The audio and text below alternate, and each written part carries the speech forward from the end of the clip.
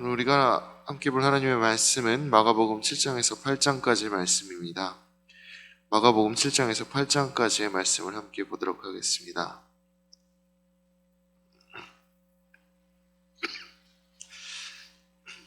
마가복음 7장 1절부터 23절까지를 보면 이 바리새인들이 어떤 이야기에 대해서 한 질문을 하자 그것에 대해서 예수님이 길게 답변을 하시는 장면이 나옵니다. 그 질문이 무엇인지 함께 읽어보도록 하겠습니다. 우리 5절의 말씀 같이 소리내어서 읽어보도록 하겠습니다.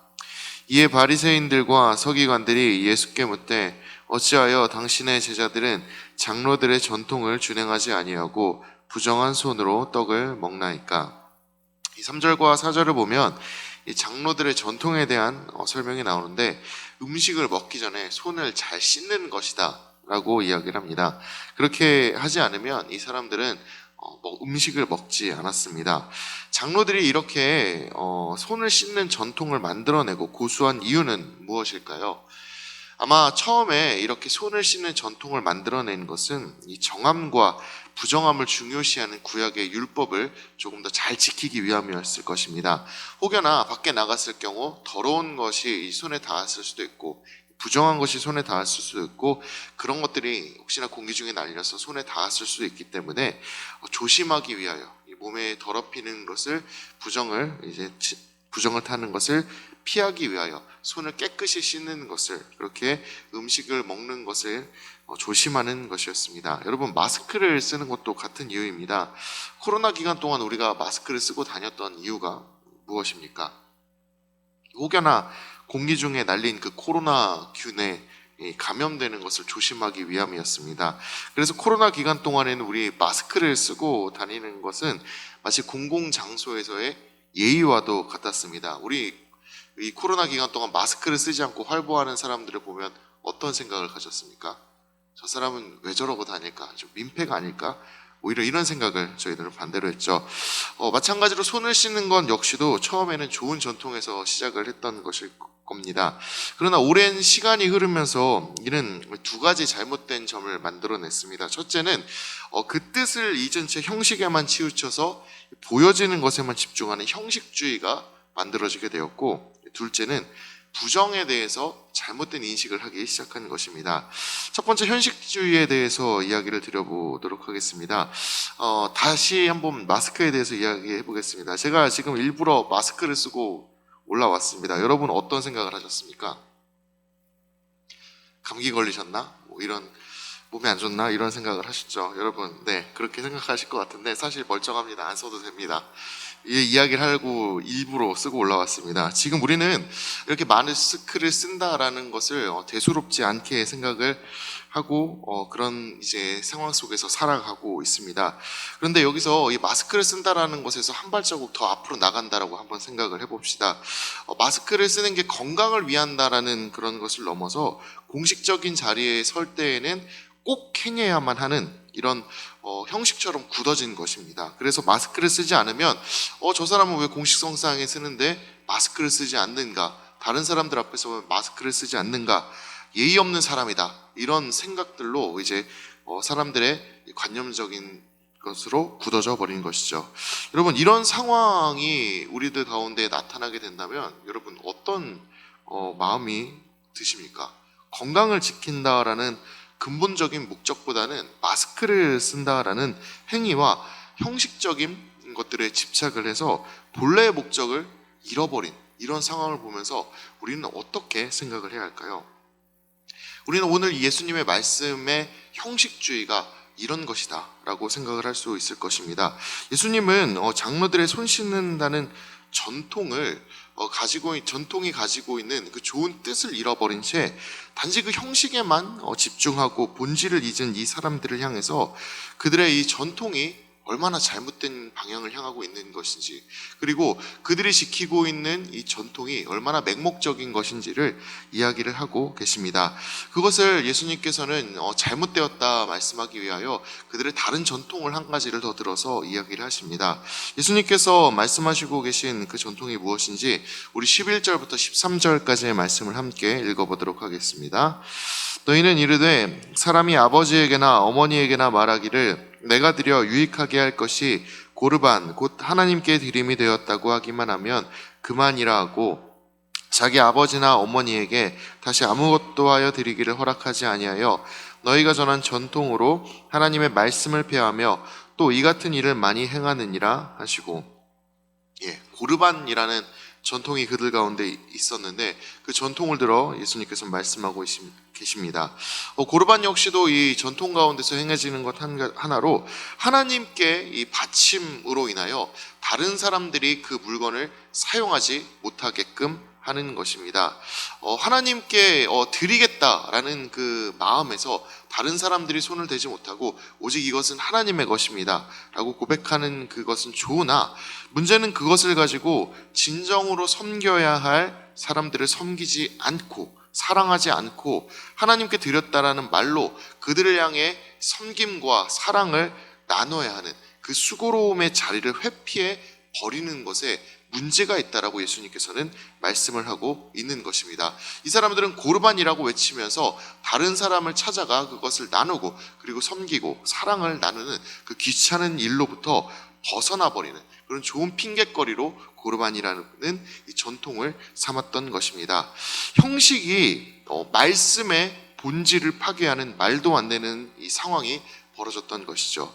이것을 통해 예수님께서는 이들의 이 왜곡된 전통이 얼마나 하나님의 뜻에 벗어나고 있는지를 설명하고 있는 것입니다.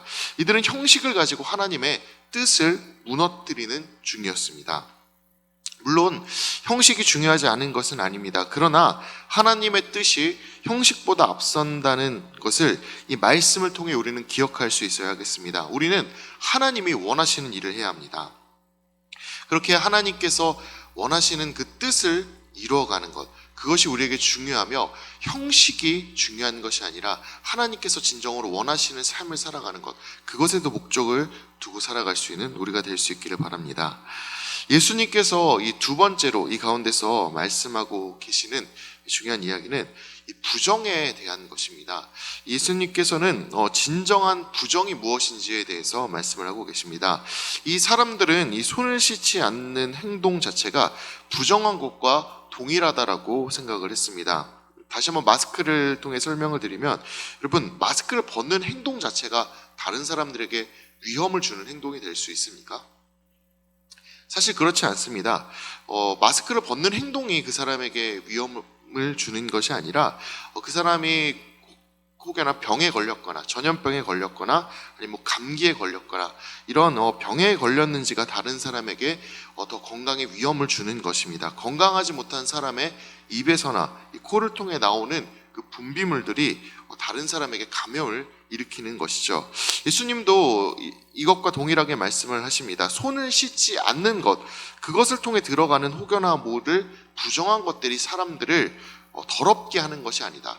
형식적인 것들을 지키지 않는 것이 부정하게 만드는 것이 아니라 진짜로 사람을 더럽게 하는 것은 그 사람 안에 존재하고 있는 악한 것들이다 이야기를 하고 있습니다. 그 악한 것들이 사람을 부정하게 하고 사람을 더럽히는 것이라 이야기하는 것이죠. 그 악한 것들이 무엇인지 우리 21절에서 23절의 말씀을 함께 읽도록 하겠습니다.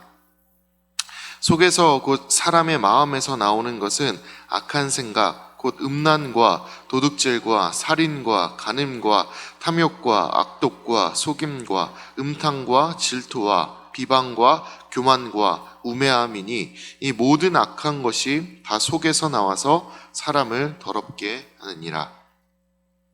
예수님은 부정에 대한 시선을 이 손 씻음에 대한 문제에서 사람의 그 내면에 대한 문제로 이끌고 가십니다. 참으로 깨끗하여지고 싶다면, 정하여지고 싶다면 손을 씻을 것이 아니라 죄와 그 죄로 인해서 생기는 그 마음의 그 모든 문제들로부터 자유로워야 한다라고 가르쳐주고 계시는 것입니다. 여기서 한 걸음 더 나아가서 생각을 해보면 이 악랄한 죄의 문제를 해결할 수 있는 방법은 도대체 무엇이 있을까요? 영혼을 꺼내서 씻을 수 있을까요? 손을 씻듯이 말이죠. 불가능한 일입니다. 영혼을 꺼내서 씻을 수는 없습니다. 죄의 문제에서 자유로워질 수 있는 유일한 방법, 죄로부터 돌이켜 선으로 향할 수 있는 유일한 방법, 그것은 바로 예수 그리스도를 믿는 것입니다. 예수님의 보혈의 능력 가운데 거하는 것이 바로 그 해결 방법입니다. 그것이 우리에게 있는 이 위와 같은 내면의 그 죄와 그리고 죄로부터 빚어지는 악한 생각들로부터 자유로워질 수 있고, 그리고 바른 방향으로 나아갈 수 있는, 이것에서 돌이킬 수 있게 되는 유일한 방법입니다. 따라서 그 내면의 부정함 가운데서, 죄에서 멀어지기 위하여 우리는 더 예수 그리스도를 믿고 그리고 예수 그리스도 안에서 살아가도록 노력할 수 있어야 하겠습니다. 이제 8장으로 넘어가 보도록 하겠습니다. 8장에서 제가 주목하고 싶은 말씀은 예수님의 순환 예고와 관련된 이야기입니다. 8장 27절부터 보게 되면 예수님께서는 제자들에게 자신이 누구인지를 물으십니다.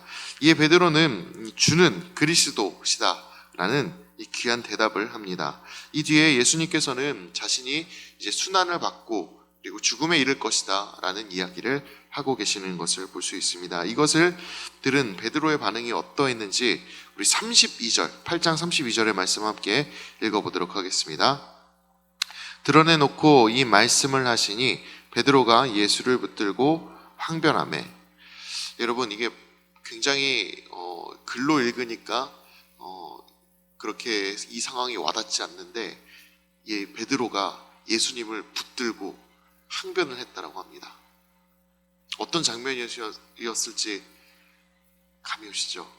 예수님의 옷을 붙잡고 그 얼굴에다가 모진말을 쏟아가면서 꽤나 격렬하게 예수님 왜 돌아가셔야 하는지 납득이 가지 않습니다. 그렇게 격한 마음을 드러낸 것입니다. 방금 전까지 주는 그리스도시다 라는 고백을 했지만 이 베드로는 예수님의 그 순환에 대한 내용들을 전혀 이해하지 못하고 있었습니다. 여러분, 그렇기 때문에 주는 그리스도시다라고 베드로가 고백을 했지만 그 안에는 불완전한 면이 있었습니다. 또한 사탄이 예수님의 죽음을 방해하려는 그러한 계략 또한 이 베드로의 그 이면에 있었습니다. 베드로는 예수님의 다음 말씀처럼 십자가를 전혀 고려하지 않은 그런 고백을 했던 것입니다. 고난을 염두에 두지 않고 일신의 유익만을 위한, 그리고 자신의 마음 가운데에서만 나온 그런 고백을 했던 것입니다. 예수님은 그런 베드로에게 다음과 같이 말씀하고 계시는 것을 볼 수 있습니다. 우리 34절의 말씀 함께 읽도록 하겠습니다. 무리와 제자들을 불러 이르시되 누구든지 나를 따라오려거든 자기를 부인하고 자기 십자가를 지고 나를 따를 것이니라. 예, 그렇습니다. 예수님이 가시는 길을 함께하기 위해서는 일신의 유익만을 위하는 길이 되어서는 안 됩니다. 예수님이 원하시는 그 길은 예수님이 가시는 그 고난의 길, 그리고 예수님이 향하셨던 그 모욕의 길을 함께 나아가는 것입니다. 그 자리를 우리도 감당하면서, 그것을 이겨내면서, 때로는 참고 견디면서 예수님의 반하고 있는 이 세상을 바꾸어내는 길을 우리는 걸어갈 수 있어야 하는 것입니다. 예수님께서 향했던 그 길을 걸어 나간다라는 것에는 꼭 이런 행동이 필요합니다. 베드로는 이 고난과 그리고 예수님의 죽음과 그리고 그 모욕을 이해하지 않고 받아들이려 하지 않았기 때문에 이 고백은 불완전한 고백이었습니다. 하지만 베드로가 예수님의 그 죽음을 받아들이고 그리고 예수님의 그 삶을 따라가기 시작했을 때 이 고백은 완전한 고백이 될 수 있었습니다. 따라서 우리도 주는 그리스도시다 라는 이 고백을 함과 동시에 우리의 삶 속에서 우리에게 주어진 그 고난의 자리, 그리고 그 모욕의 자리, 그것을 감당하면서 예수 그리스도가 걸어가셨던 그 길을 함께 걸어갈 수 있는 신앙인이 될 수 있기를 진심으로 바랍니다. 이제 마가복음 7장과 8장의 말씀을 경청하도록 하겠습니다. 주의 말씀은 내 발의 등이요 내 길의 빛이십니다. 아멘.